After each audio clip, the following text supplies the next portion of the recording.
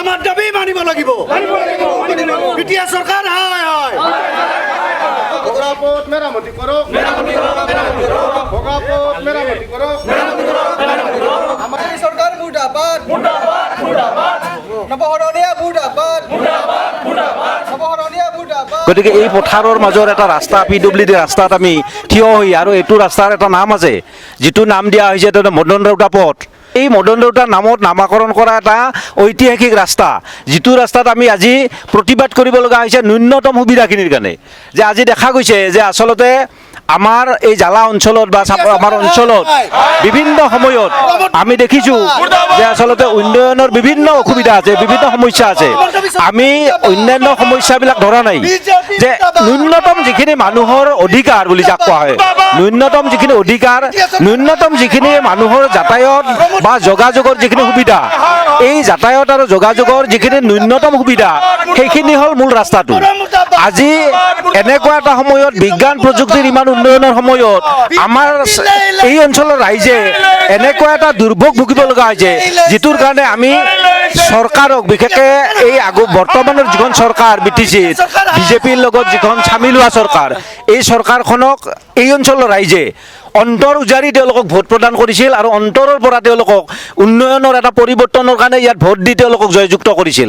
এইটো ৰাস্তা হয়তো পিচ হ'ব লাগিছিল, এইটো এক্সপ্ৰেছ হাইৱে হ'ব লাগিছিল, তাৰ সলনি ইয়াত আমি জাল মাৰিব লগা হৈছে। পৰিৱৰ্তনে এইটো এটা নিৰ্বাচনৰ সময়ত ৰাইজক এনেকুৱাকে ধৰণে আবুহা ভাৰিলে যিটো কাৰণত আজি UG ব্ৰহ্ম আৰু প্ৰমোদ বড়ো দুয়োজনে আচলতে এই দুয়োজন ব্যক্তি ইয়াত এজন তামোলপুৰৰ পৰা আৰু এজন চিৰাঙৰ পৰা ইয়াত ৰাইজে তেওঁলোকক নিজৰ মানুহ বুলি তেওঁলোকক ভোট প্ৰদান কৰিলে।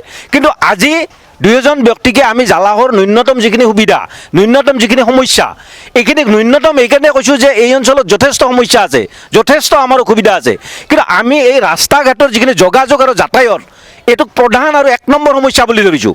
আৰু যিটো কাৰণত এই প্ৰধান আৰু 1 নম্বৰ সমস্যাটো আজি সমাধানৰ কাৰণে আমি আজি ইয়াত থিয় হ'ব লগা হৈছে, আমি শ্লোগান দিব লগা হৈছে, আমি চিঞৰিব লগা হৈছে। আৰু চিঞৰা বা আন্দোলন কৰাটো আমি এটা দোষণীয় বুলি ধৰি ল'লোহেঁতেন যদি তেওঁলোকক আগতীয়াকৈ আমি যোগাযোগ নকৰিলোহেঁতেন। আমি বিভিন্ন সময়ত তেওঁলোকক যোগাযোগ কৰিছোঁ আৰু যোগাযোগ কৰি এটা কথাই কৈছোঁ, পৰিৱৰ্তন নামৰ যিটো শ্লোগান দি প্ৰমোদ বড়ো আৰু হিমন্ত বিশ্ব শৰ্মাই আজি অসমকে ধৰি সমগ্ৰ BTADত প্ৰমোদ বড়ো চৰকাৰ চলি আছে। যি পৰিৱৰ্তনৰ শ্লোগান দিছিল আজি কাৰ্যত সেই কৰাত বিফল হৈছে। তাৰ পৰিপ্ৰেক্ষিতত আজি আমি জালা অঞ্চলৰ সমূহ ৰাইজ ওলাই আহি ইয়াত এনেকৈ আমি এই ৰাস্তাটোৰ কাৰণে প্ৰতিবাদ সাব্যস্ত কৰিব লগা হৈছিল। যি সময়ত নিৰ্বাচনী প্ৰতিশ্ৰুতি দিছিল তেখেতে জালাহত ড্ৰেইন হ'ব বুলি কৈছিল, ড্ৰেইনটো দূৰৰ কথা, আজিলৈকে এই ৰাস্তাটো নহ'ল। ঠিক তেনেকৈ যিখিনি তেওঁলোকে পৰিৱৰ্তনৰ শ্লোগান দি মানুহক আবুহা ভৰিলে, ৰাইজ আজি অতিষ্ঠ হৈছে। তাৰ পৰিপ্ৰেক্ষিতত আমি আটাই ইয়াত মিলিত হৈ বিজেপি চৰকাৰ, UPPL চৰকাৰ, হিমন্ত বিশ্ব শৰ্মা, প্ৰমোদ বড়োক আমি তীব্ৰ গৰিহণা দিছোঁ। তেখেতক যদি আপোনালোকে বিচাৰি আনি দিব পাৰে, মই ব্যক্তিগতভাৱে 10,000 টকা নগদ পুৰস্কাৰ দিম। তেখেতক দেখাই নাই আমাৰ অঞ্চলৰ, এইটো মই কোনো ৰাজহুৱা ব্যাপাৰ নাই, ব্যক্তিগতভাৱে নগদ 10,000 টকা দিম। UG ব্ৰহ্মৰ মুখখন একবাৰ যদি দেখা পাওঁ, সেইটো ঘোষণা কৰিলোঁ। আপোনালোক সাংবাদিক বন্ধুকো মই অনুৰোধ কৰিছোঁ, আপোনালোকে যিহেতু বিভিন্ন অঞ্চলত ঘূৰি ফুৰে, তেওঁ ক'ৰবাত লগ পালে এবাৰ জালাহত আনিব, চাপাগুৰি সমষ্টিত আনিব আৰু 10,000 টকা যোনে আনিলে তেওঁকে দিম। ইয়াত বহু বিদ্যালয় মহাবিদ্যালয় আছে, কেনেধৰণৰ অসুবিধা হয় ছাত্ৰ ছাত্ৰীৰ? ইয়াত স্থানীয় লোক আছে, তেওঁলোকে ডেইলি দেখি থাকে ইয়াত দিনটোত 4ৰ পৰা 5টা কেতিয়াবা 10টা ইয়াত এক্সিডেণ্ট হয়। কোনোবা বাইকৰ পৰা পৰে, কোনোবা চাইকেলৰ পৰা পৰে, কোনোবা বেটাৰী ৰিক্সা ফাঁচে।